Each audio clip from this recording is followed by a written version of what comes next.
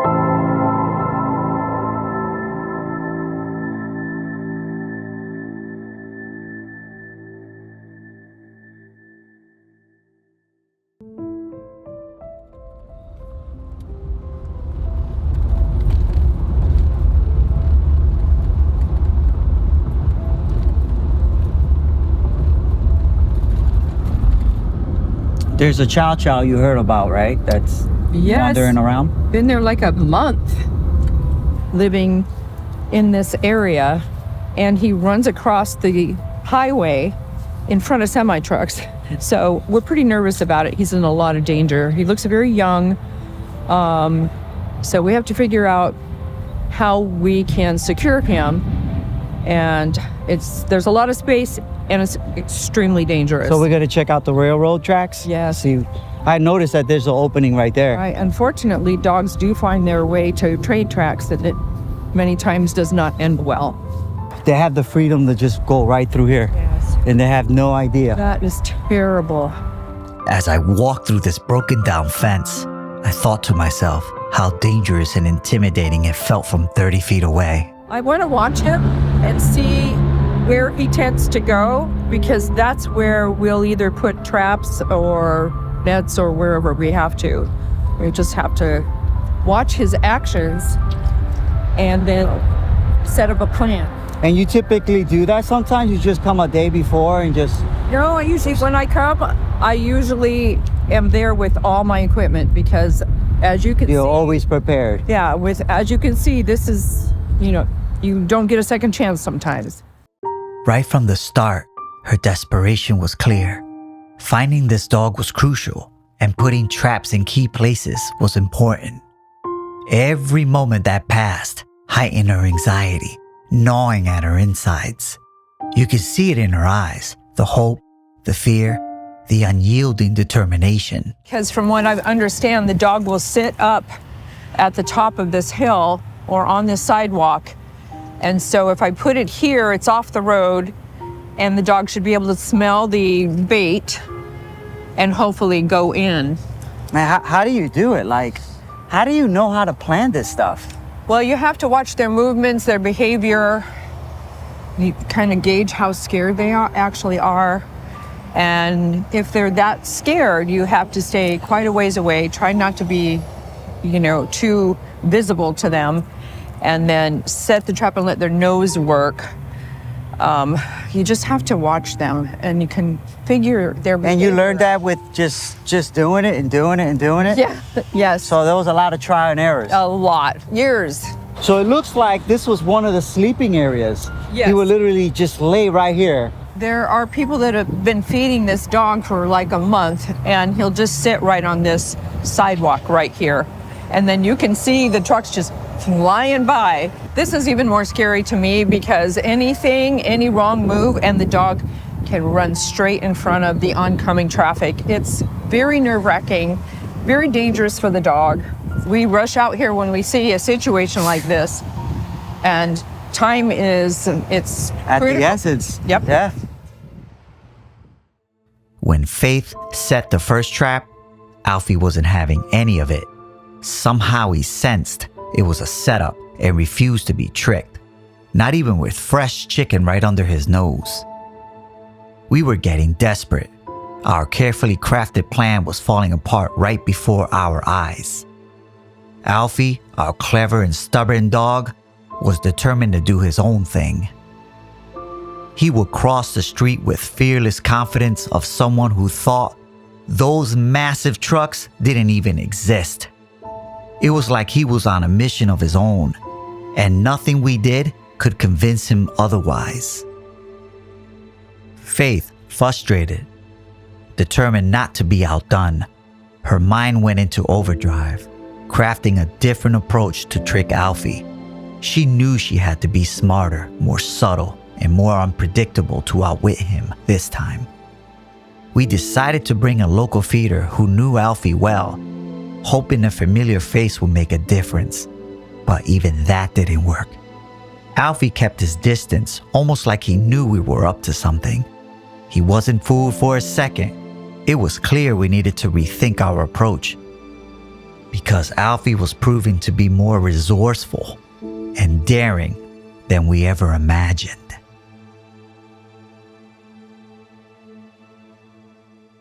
He's got to be hungry because he really hasn't eaten much. So I'm hoping that he still goes up for that one. He's coming. We waited and waited for Alfie to go into the trap, but we weren't having any luck. The entire team stood by patiently, hoping for a breakthrough. As time passed, I decided to fly the drone, but my anxiety was overwhelming. The noise and the chaos from the trucks passing by were terrifying. It felt like we were running out of options. To ensure Alfie's safety, the team used their own cars to block traffic, creating a barrier to protect him from getting hit. Through it all, Faith's hope remained intact. Her name fits her perfectly. Her strong will and mentality of never giving up made everyone around her believe too. Despite the tension, everyone remained determined and focused, united by hope of bringing Alfie to safety.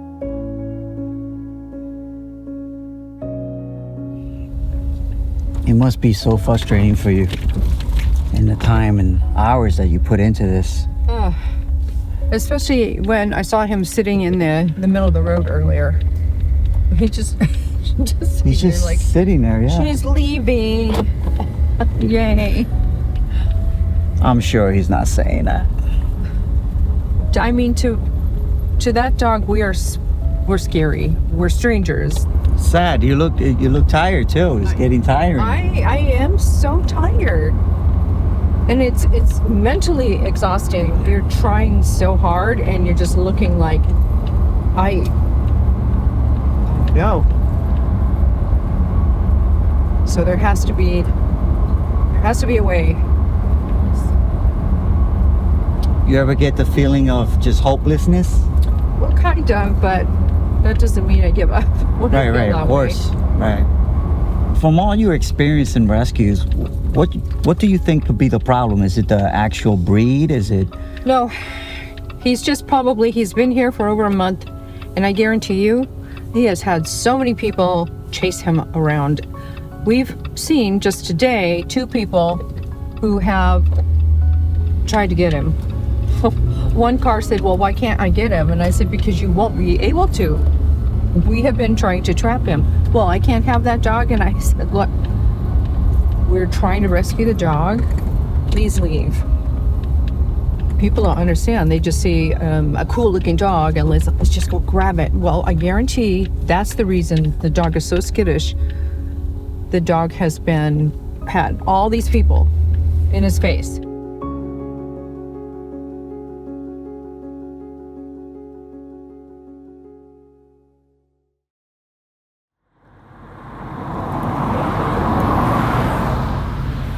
it got spooked.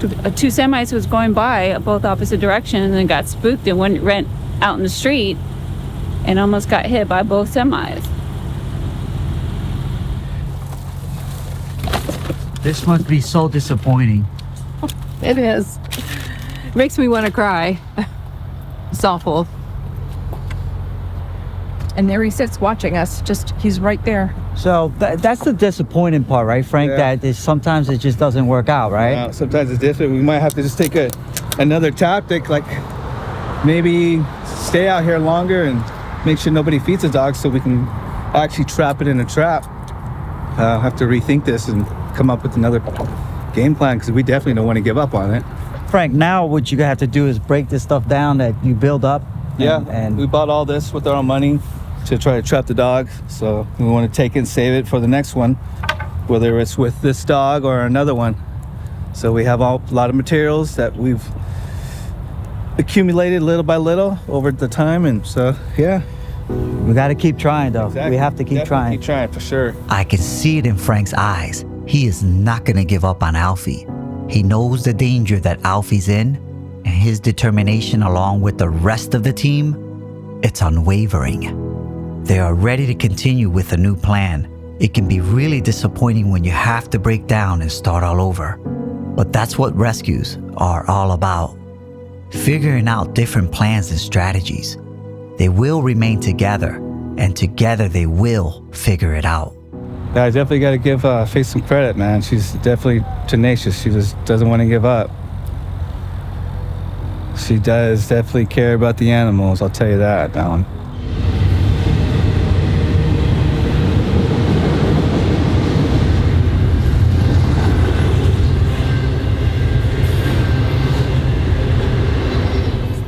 We have set traps.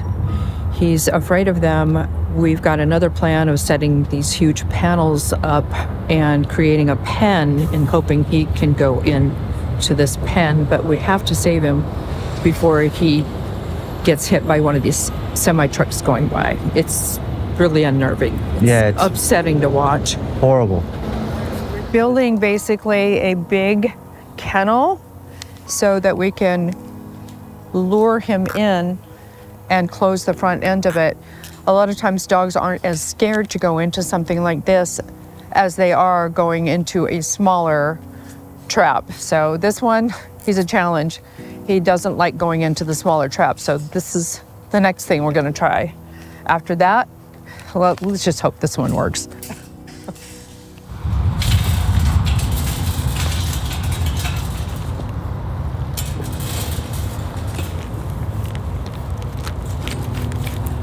Do you think the X-Pen? What do you think? You should like them, okay?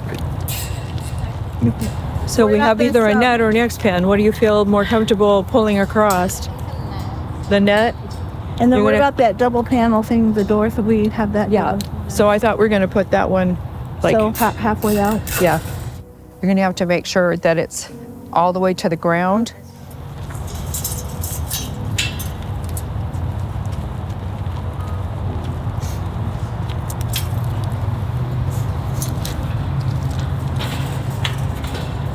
He goes in, you just pull it so that now that's the only part that's you need to seal in there is this area.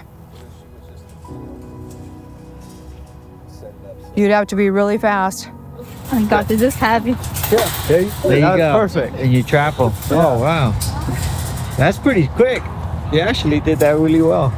I'm sure the rocks aren't going to be in the way. I put my heart. If we were to tie a little rope right here too, she could flip it over right here to kind of help to lock it in.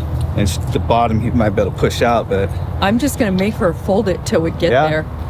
And then I have this plastic thing you could use if you want for dish, but this is carne asada, cheeseburgers, french fries, rotisserie chicken. What else? Yummy.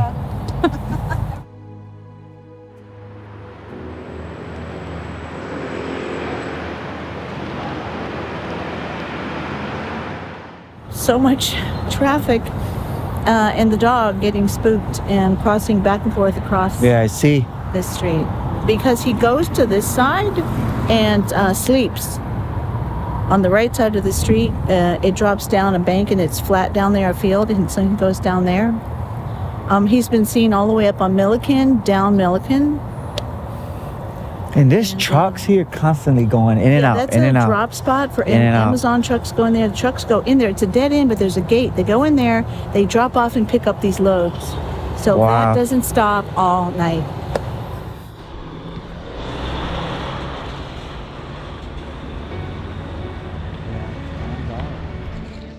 One thing was clear to me: they were never going to give up.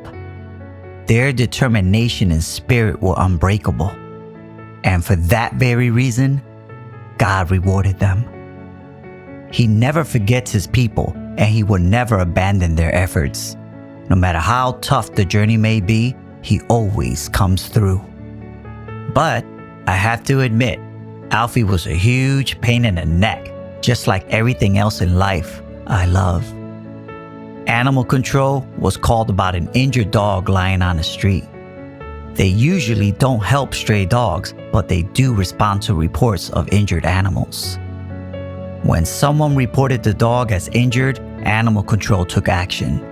Faith went out to find him. On her 5th attempt, she still couldn't see him anywhere. After several phone calls, she discovered that Alfie's been picked up by animal control. Faith was informed by a young girl who was feeding Alfie. She spoke to some workers who mentioned seeing an animal control truck earlier. And with this clue, she continued making calls until she finally found out where Alfie was. Once we received this information, Cathi and I raced down where he was being held. I couldn't wait to see him. My heart was pounding with anticipation. We had been searching for Alfie for so long, and now finally knowing where he was filled me with mixed relief and excitement. As I drove, all I could think about was getting him and making sure that he was okay. Alfie was very fearful and didn't want to leave the cage at the shelter. The shelter staff used a catch pole, a slip lead, and a sling under his belly to get him to move. Alfie was not aggressive, just very fearful. Stray dogs have a 4-day hold if the animal does not have a chip. Since Alfie did not have a chip, the 4-day hold applied. So let this be a lesson to you. Please chip your cats and dogs and make sure to register them with your towns and cities. Seeing Cathi happy and the positive involvement of animal control gave me a significant boost of energy, inspiring me to continue with God's work. God is my gasoline, and only He can fuel my heart. I depend solely on Him for strength, guidance, and purpose. This renewed sense of motivation reminds me of the importance of faith and dedication in everything I do. So tell me, what's going on here? Well, a Good Samaritan reported that she saw the dog 4 or 5 days ago, and she's been coming out every evening to try and gain the dog's trust. Right. By giving it food and treats and trying to get it closer. Let's take a walk. But hasn't been able to gain trust.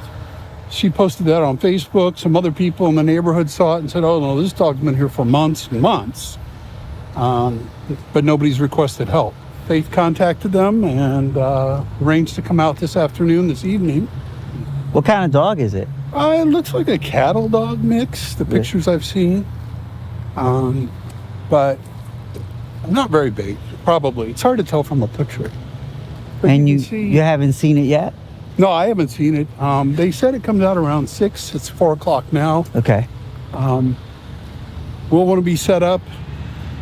Faith will make the final decisions on what we do, but almost certainly the dog's coming through that gap in the fence where the 2 fences meet. Okay. And then there's another gap in the back fence line. And over on the other side of that berm is a gravel pit, mining operation. So the dog could be coming out of there, it could be coming, there's really not much down this way. But almost certainly it's coming through here. Faith has instincts that are like dog instincts. And a lot of times she'll say, "Let's do this," and I'll say, "That's not logical," and she'll be right every time. I really think she's part dog. I mean, she really, truly sometimes comes up with, "If I were a dog, I would do this." And I'm like, that doesn't make any sense to me. and we get the dog every time. It's obviously the Right. black fence, do whatever. Oh, that's true. But if she's in here, that leads me to think the dog's, Over there? yeah. And if we have it set up before the dog shows up, then hopefully it's a no-brainer. So I'm not sure exactly the size of the dog, but I don't think it's very large. So I think the coyote trap should work. I can drive out there and we can set it wherever you think it makes sense. I'm going to see if they have any Burgers? bait there. Bait. 7-Eleven, I'll bet they got hot dogs. I know they have pizza, I saw it. Oh my God.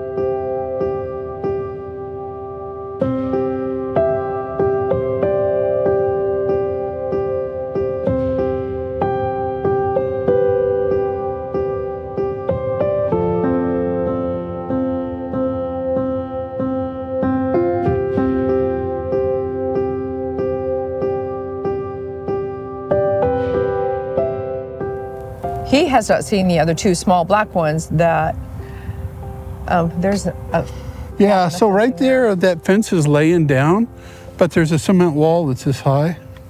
So the dog would have to jump up and then go under the lay down. Oh, I see what I you're really saying. think it's just coming. this way. Yeah, I mean, again, I would expect to see tracks, but no, you see is my tracks now. But Oh. That looks like dog to me. That's dog. Dog.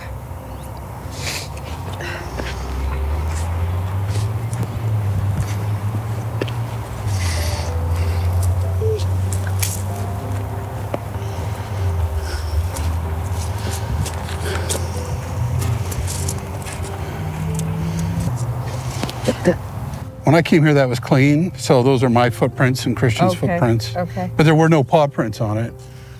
But look right in front of you. It's almost like a little, Oh yeah, path. and straight ahead where the chain link is open. Dead straight ahead is where the cut is in the chain link. There's another cut chain link by those trees. I was going to say those trees are interesting. Yeah, there's a cut in the chain link there. There's a grocery cart, a Target grocery cart there. And there's some, maybe like a bedroll, but not a tent, not a covering, not a, you know. Do you think someone's there? So someone could be sleeping there under the tree, but they don't have a shelter. Right, okay. Well, in this I didn't rain- go through that fence. I just walked that fence line. Okay. That fence line goes all the way back out to the street. Well, they say she shows up as early as now. Yeah, but Oh, well, you can see her, like, you know she's been laying there. I wondered if that? that's what that was. Yeah, And then something's been there's laying almost, there. you can see, there's little lines through the Yeah. grass. Where they're walking, yeah. So if he may be coming through that opening. And wish we didn't have the rain, we would have tracks, but.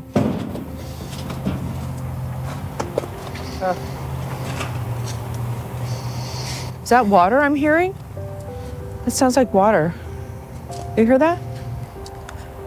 Well, I guess we can set the trap where the feeding bowls are. What do you think? I'm kind of thinking if we do it here, it's kind of in the brush Where a the little. dog comes in. And we can watch either from over there or where we're parked, either one, we can see.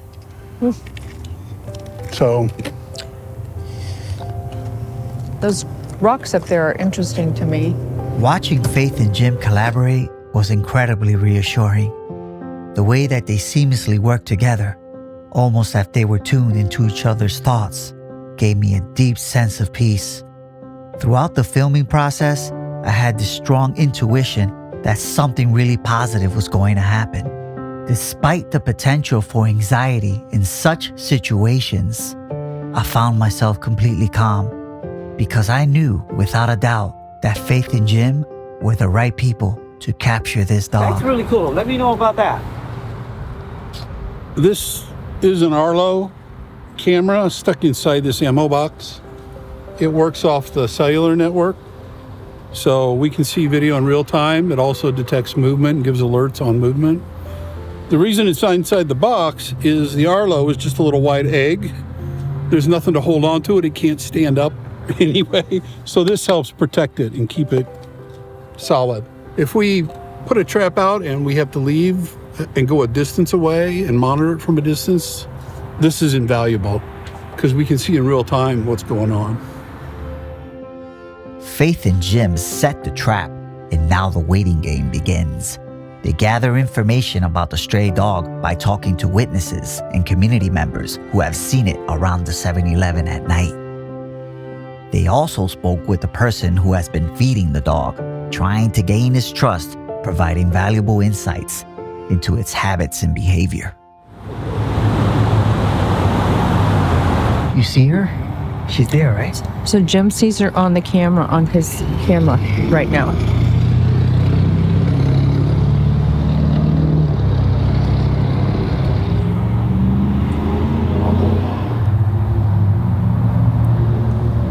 See her, Faith? Yes.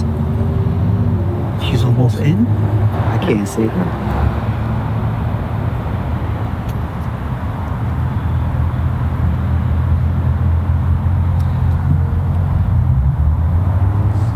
Wait a minute, let me hold it. So just walk straight over there and throw it in Straight to there? the trap and put tiny pieces on your way, and then throw that all the way in the back. By making the trap more enticing, Faith decided throwing in a cheeseburger would do the trick. And guess what? She's in the trap, definitely. Definitely in the trap. All right. Awesome, yes. Her nightmare's over. There you go. Thank you very much. Look at how cute. I'm going You to see her? cry again. All right. Thank you, thank you. Oh, that's awesome. I'm gonna get the drone up. All right, cool. Nice. After 5 hours of waiting anxiously, I finally couldn't contain my excitement any longer and wanted to see the dog that had been trapped.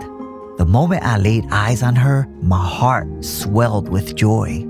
I know that this sweet dog is going to have a wonderful home, filled with warmth, care, people who will love her unconditionally. That was an awesome job, Faith. Good job. This is what we do. This is save these lives. She's so small. I don't know how the coyotes haven't gotten her. It's pretty awesome. Can you try? The woman who has been feeding the dog offered to keep her at her place until Faith finds a foster or forever home. But before they could proceed, Faith and Jim needed to ensure that the home was truly secure. We can take this chicken that we haven't and put it in a bowl. Do you think she'll come out on her own? Here's the problem. Faith wanted to bulletproof the place to prevent any chance of this dog escaping and to ensure that she will feel safe and secure. Strays like her are always looking for an opportunity to flee when frightened, especially in unfamiliar surroundings. It's evident how frightened a dog becomes when Jim attempts to put a leash around their neck.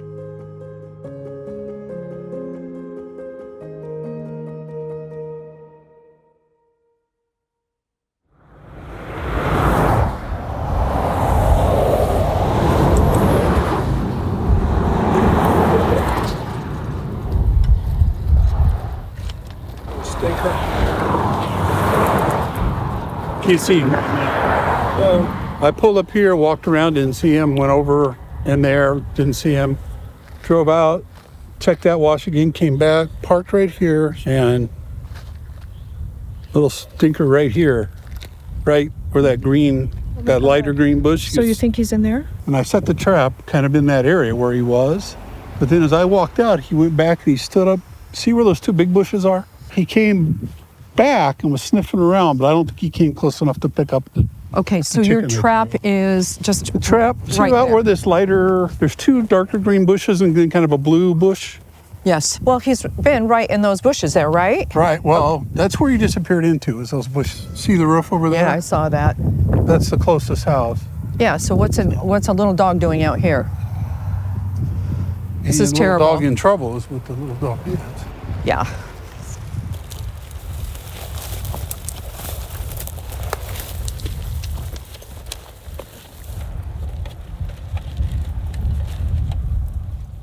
I could hear barking, but I couldn't locate him. So I ran back and grabbed my drone, and within 10 seconds in the air, I was able to spot him easily. If you own a drone, consider volunteering your time to assist rescuers like Faith.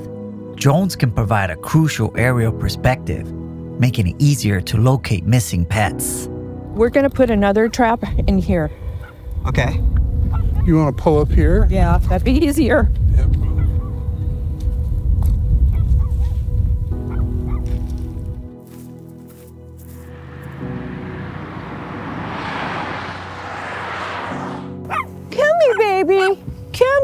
here. Baby, come here. It's okay. Hey, come here. Hi. Come here, baby. Come here.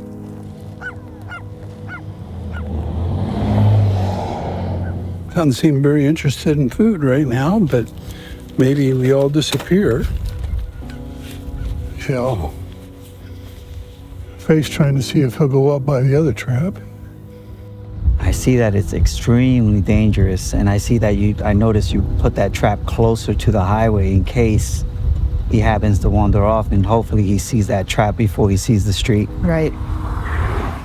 You want to keep an eye on him heading towards the street for sure. We spent hours trying to prevent him from running onto the busy highway or disappearing into the mountains and hills, knowing he might not return. The chase was relentless and exhausting, our hearts pounding with worry and determination. Every time the dog got close to the road, I started fearing the worst. Each close call sent chills down my spine, knowing that the stakes were high and the margin for error slim. It was a tough and grueling emotional task, but every minute was worth it. We couldn't bear the thought of giving up on him. I mean, if you think about it, who on God's earth would dump a dog in the middle of nowhere, in direct sunlight, where water doesn't even exist, let alone in any location? How does this make sense? It's just cruel and completely heartless to abandon a pet. Faith's determination and skill set was on full display, as she knew she had to earn the dog's trust and find a way. She patiently spent hours offering treats and gentle words to gradually build a bond of trust. With each passing hour, her efforts began to pay off as the dog cautiously approached her, but still keeping his distance. With no time to waste, Jim and Faith decided to use a hoop net because she noticed the dog was getting tired. They felt it was their only way to capture him, and they weren't going to miss this opportunity. Finally, when he was completely exhausted, he sat down. Faith took the opportunity to sit next to him. Just as he turned his head, she seized the moment.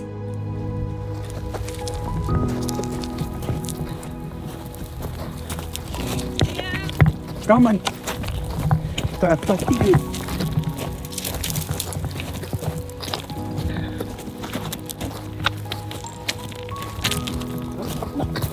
What? Loco. I got right.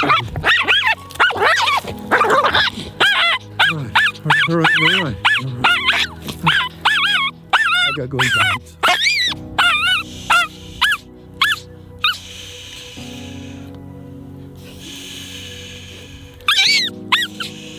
Thank God. Oh, wow. Thank God. You got to get a picture of this. You did a great job there. Unbelievable.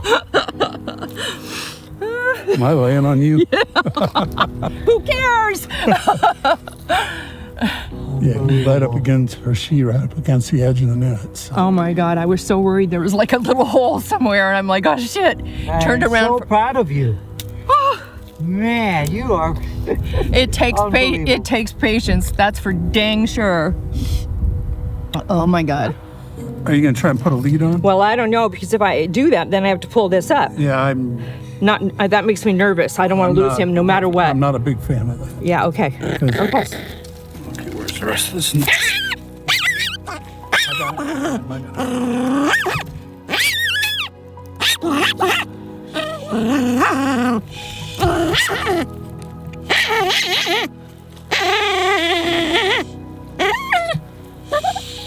You're okay, buddy. You're all right, buddy.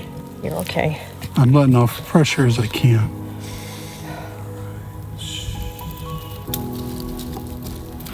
It's got all that fur that. Yeah.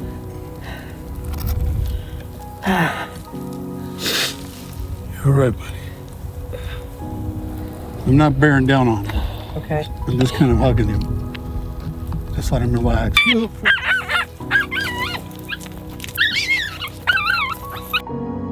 After many hours of patience, it finally paid off. I could see how joyful they were. Even with the stress of filming, I was so happy for them and proud of their hard work. How did you know when to pick the right time to do that? So I try to gain their trust a little, and doesn't always happen. This time he let me kind of scoot close to him, but he would not go to sleep. There were times when you could hear him just sigh and I want to sleep now. But a motorcycle would go by or somebody would stop or, some noise would trigger him to lift his head back up. So he actually turned around to scratch and I went, that's it. You're so That's slick. it. Boom, whap with the net. Yeah. Saved his life with the net. That was stressful. No, that was awesome.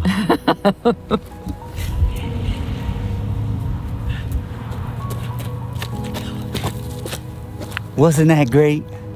God is good. Bakersfield is one of the worst dumping grounds for dogs, with temperatures reaching 110 degrees.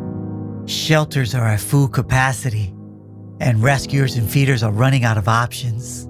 The only thing that they can do is feed the animals to keep them alive, while others network to find them homes, provide the necessary medical care, and raise awareness about their plight.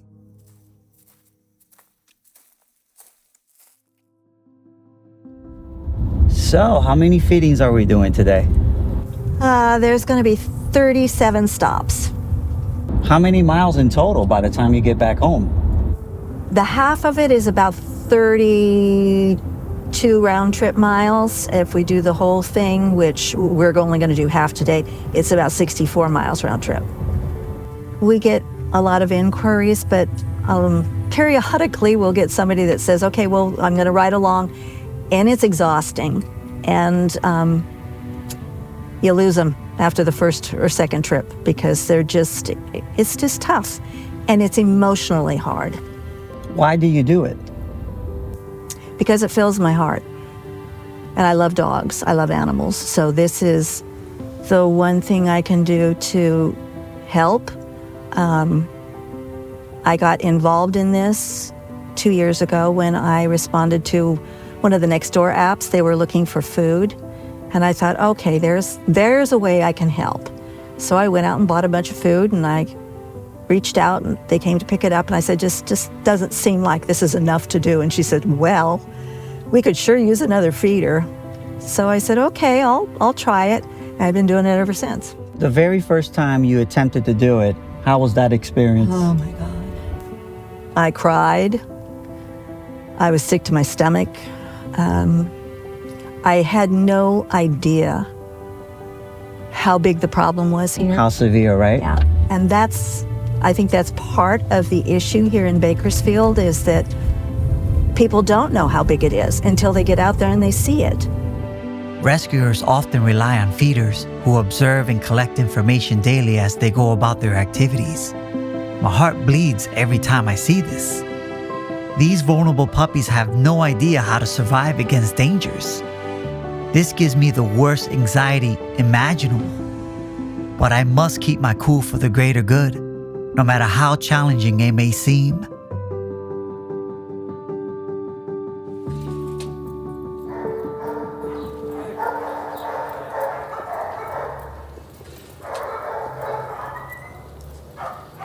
You can see here, we have to double up a lot of our dogs. And right now, currently, our highest intake dog is actually Huskies. They are extremely overpopulated and become our most euthanized dog. So the Huskies, the Pit Bulls, and the German Shepherds, unfortunately, we're euthanizing for space. There was a time when we were actually euthanizing for behavior, euthanizing for illness, sickness, and whatnot. Now we're euthanizing simply because we have too many of this breed, too many of these dogs. And they just keep coming. We're fixing dogs, we're doing free vaccine clinics, we're sending dogs out to Oregon, Washington, Canada, Montana, anywhere we can send them out. but it's still not enough. We're still having to euthanize 40% of our dogs. Hi. You can see we have a lot of larger dogs that flow over to the small dog kennels. There's a demand for small dogs, but like zero demand for the larger breeds. So sometimes what we use is like these small dogs as collateral to try to move some of our larger dogs. These are toddler puppies, and the older the puppies get, the harder it is for us to get them out. Because what happens is they're no longer in that cute little puppy phase where anything they do wrong is still adorable. Now they're just in the obnoxious, I want to destroy stuff phase without any kind of training. So they're kind of in between the phase where they're being cute little puppies to being full-grown adults where they're more mature.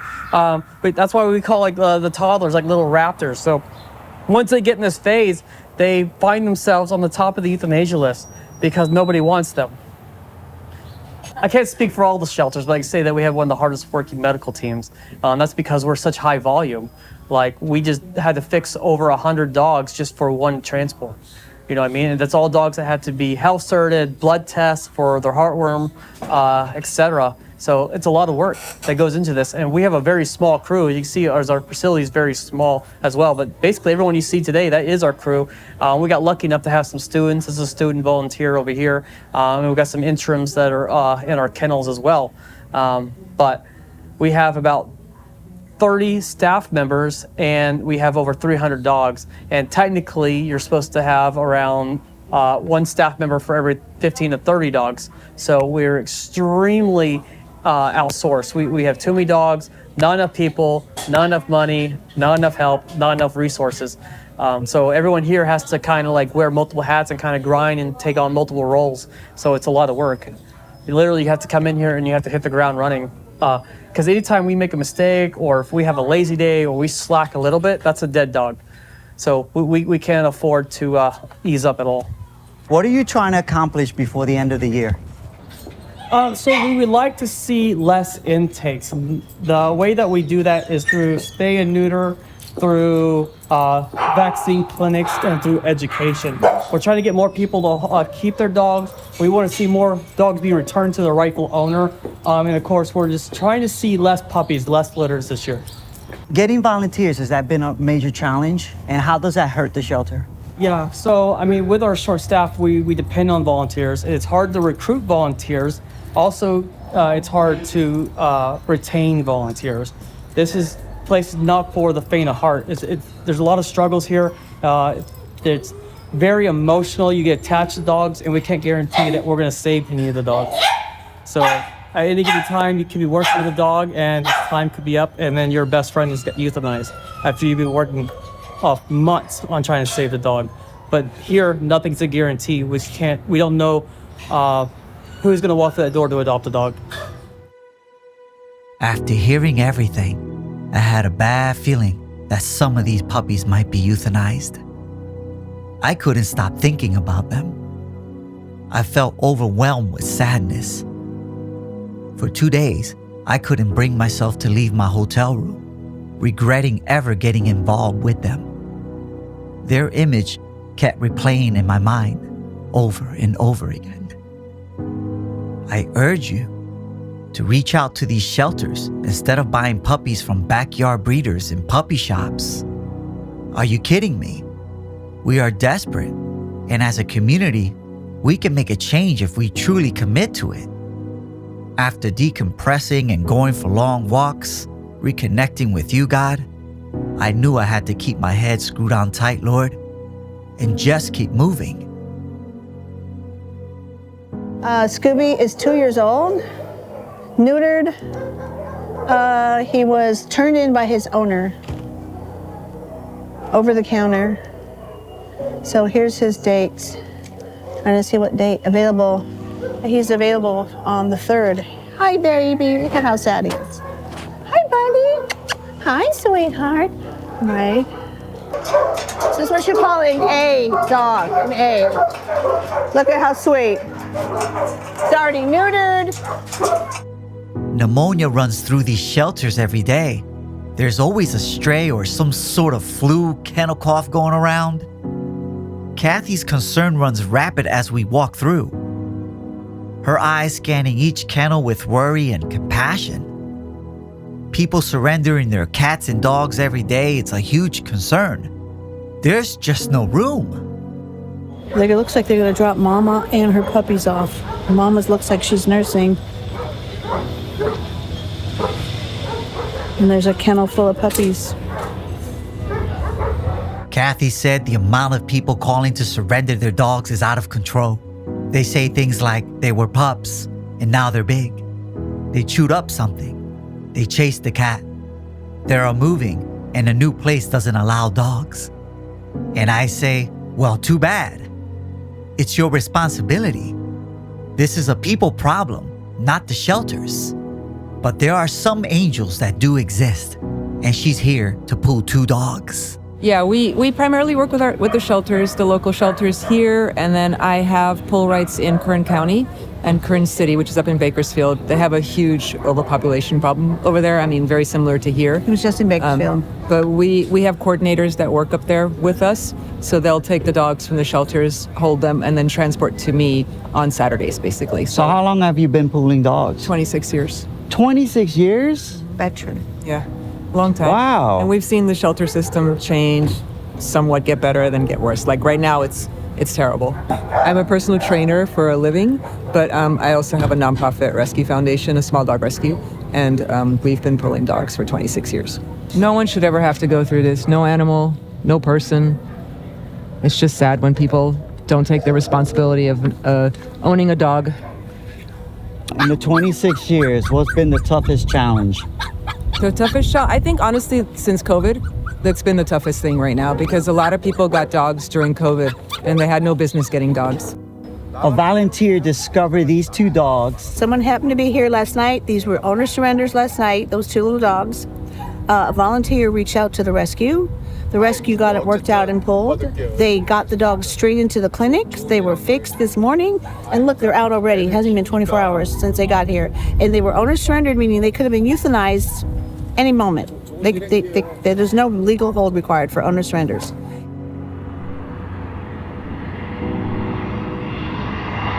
Remember the dog Alfie who almost gave Faith a heart attack and scared the rest of the crew? Cathi had a surprise for me, wanting to show what rescue truly entails and how a team collaborates. She wanted me to see the dedication and coordination involved in rescue missions. It was an eye-opening experience that deepened my appreciation for the incredible work they do, showcasing the bravery, skill, and selfishness required to save lives and support one another in critical situations. I was absolutely blown away by how adorable he was. He looked like a little lion. All I wanted to do was stop filming and give him the biggest hug. Again, with your organization, what are you trying to accomplish by the end of the year? Well, hopefully before the end, like halfway through. But our mission right now is to do a spay and neuter mobile hospital. And because the spay and neuter is for people as well as rescues is so hard to get. So we would be able to take care of our own as well as help other rescues and make a big, impact in the community. Huge. And how can we get donations? How can we help you? Well, we are trying to raise $100,000 to do it. Okay. So that's basically, we have a campaign that's going to be running here pretty quickly. But yeah, thank you I appreciate you. Thank you so much. I am appreciate so grateful for your too. existence. Thank you. I'm grateful. Thank you. Thank you. It's an honor to be here with you. Thank you. I appreciate that. So this is your end result. This is what you work for. Absolutely. This is the best, and he's in the best of hands. He'll get, no matter what happens, he'll get the best home. He'll have the best life. Alfie's among the fortunate few, the top 10% dogs that never find their way back to a loving home. Sadly, many dogs abandoned in such harsh environments like this never make it out. These dogs are often extremely weak, run down and starved, all while desperately hiding from predators like coyotes. That's the second time I untangled that dog. And it's pretty damn hot out here. The dog had no shade, no water. It's terrible. Faith wasted no time putting me to work. With one hand free and a drone controller in the other, she had me juggling tasks like a circus act. When it comes to rescues, she doesn't mess around. She's a one-woman command center on a mission. I was practically sweating bullets trying to keep up. Now I have to run back, grab a camera to keep the content going. As a one-man band, every shot counts. There's no time to waste, especially since rescuers are unpredictable due to different challenges they face. Like I said, this woman is on a mission. So what are you looking for? What are the signs? The guards. From a distance, you hope you could see the dog, but you could see all the areas where it could be hiding in a brush, sleeping, or I also look for footprints, tiny paw prints. Is that your number one clue? Is that where you focus on the most? Not always, but yeah, sometimes it'll help if we could see some paw prints to see the direction it went. 3 p.m. yesterday, the dog was seen right in this area. 10:30 this morning, the dog was seen, I believe, right on that little road there. So, and we walked it, droned it. I don't know what else to do. Got to spot it somewhere. This dog could be hiding anywhere to escape the heat and avoid predators, making it feel like searching for a needle in a haystack. So you were saying earlier that the coyotes come out in the morning, that's when they do their damage, pretty much, right? Yeah, definitely. For all the early birds that are heading to work and stuff, at 6 a.m. in the morning, I'm almost positive every person that heads out to work in the morning, they've seen the coyotes roaming around. People that walk their dogs in the morning, they've come across coyotes. Even as I've been walking my dog, I've come across coyotes that are 50 yards away from me. But typically, they're always heading in right when the sun is fully coming out. They're going back into deep in the desert. But top of the morning, between about 5 and 7 a.m., that's when they're lingering right here on every street, just waiting to catch a cat, or a dog. They're always moving in 2s or 3s. You'll never see one by himself. If you see one by himself, then I'm sure there's another one within 15 or 20 yards of them. But it's been multiple lost cats and small pets from up here in Mission Lakes, high desert, where they're always going missing early mornings.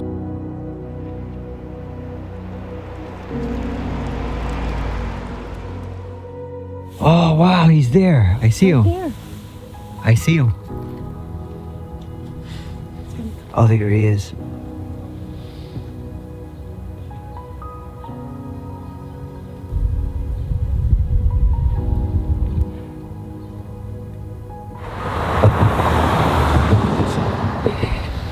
I think the cage is too close to the street. He's right there. And Maybe he'll go to the other trap. Walking along the street, so I moved the trap. Where'd he come from? Down that direction over there. Do you know which side? Do you know which side of the street? Yeah, this side, right here. I just wonder how much chasing has happened. A resident's dog inside the neighborhood ate all the food inside the trap, so Faith had to reload the traps, stay close to the site, prevent that from happening again. After hours of waiting for this dog to go into the trap, Faith confirmed it with her flashlight from a long distance. She was able to see the reflection coming off the dog's eyes. Oh my gosh, I'm so tired. Yes, we got him. This one was almost as bad as the mountain one. This is desert. So from the mountains to the desert, all places that little animals shouldn't be. And everyone said that once the sun goes down around here, this dog was going to be in trouble. He's been here 3 days miraculously. So, holy cow. I'm like, Poor baby. What are you doing in there? Hi, bud. Look how cute you are. Hi. He goes, I'm not even going to finish my chicken because I'm nervous. I don't know what's happening. Yes.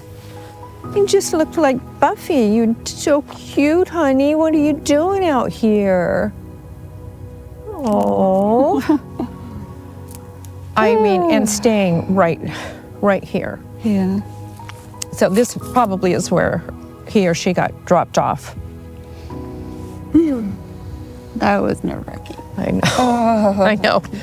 But at the end of the day, It's just trotting along the street right here. so do you, maybe that house right there, maybe he went onto that property, because that's the one place we couldn't go in and search. We've searched everywhere else around here.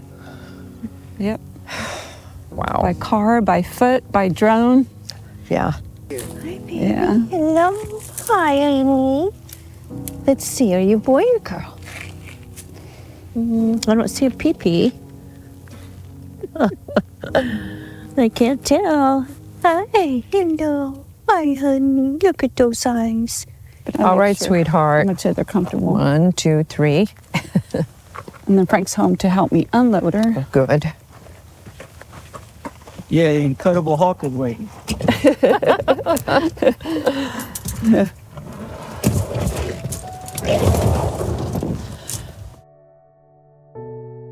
This is the part I hate the most. Knowing that my time here is up. It felt like these 45 days went so fast. It felt like a week. Dear God, I hope I made you proud. I know I can be a huge pain. And sometimes I blame you for everything.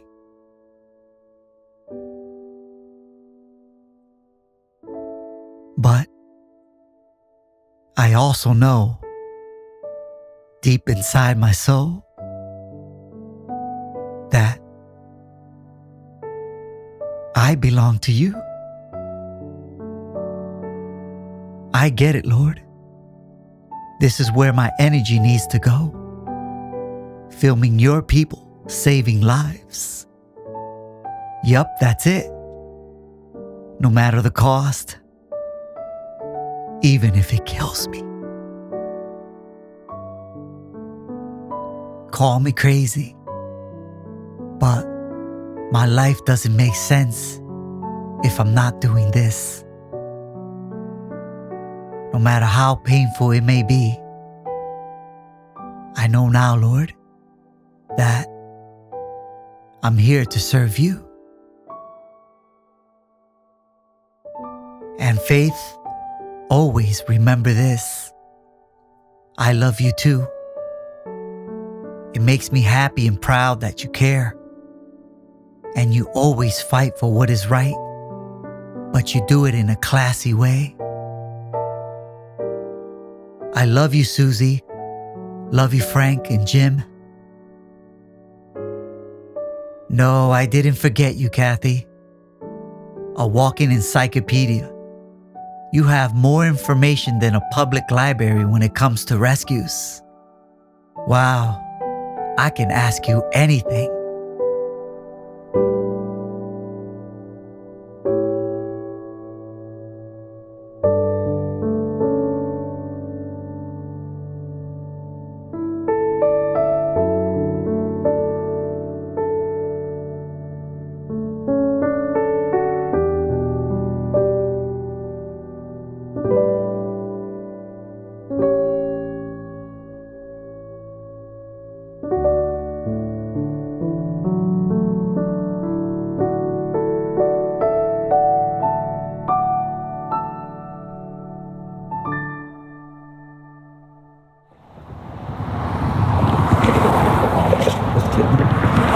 Okay, Faith, it's time to say goodbye.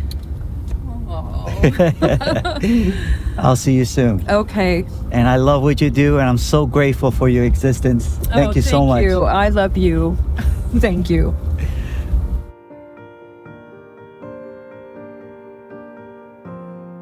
Imagine if you took just 10 minutes of your time once a day or even once a week. How impactful you could be by donating, volunteering, fostering, or simply giving away blankets you don't need.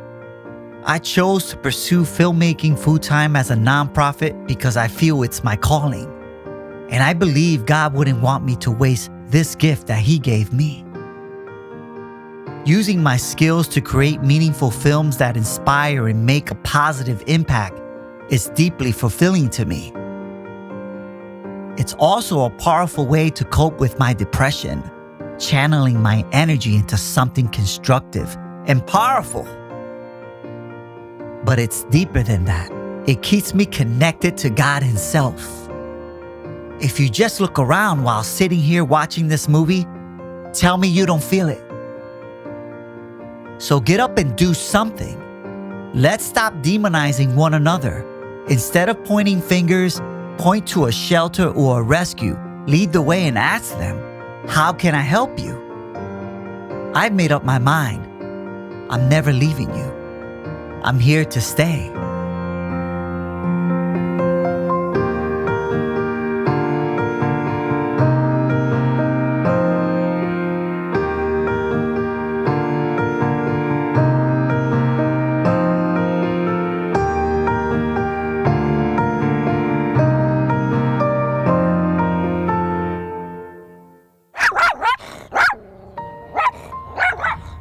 Like I said, I'm never leaving you. I'm here to stay. Thank you, Jesus.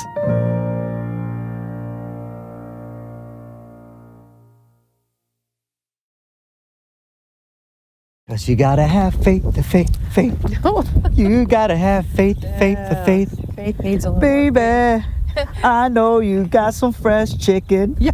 And we need to catch this little rascal before it gets too dark. I know it. Oh, my singing sucks.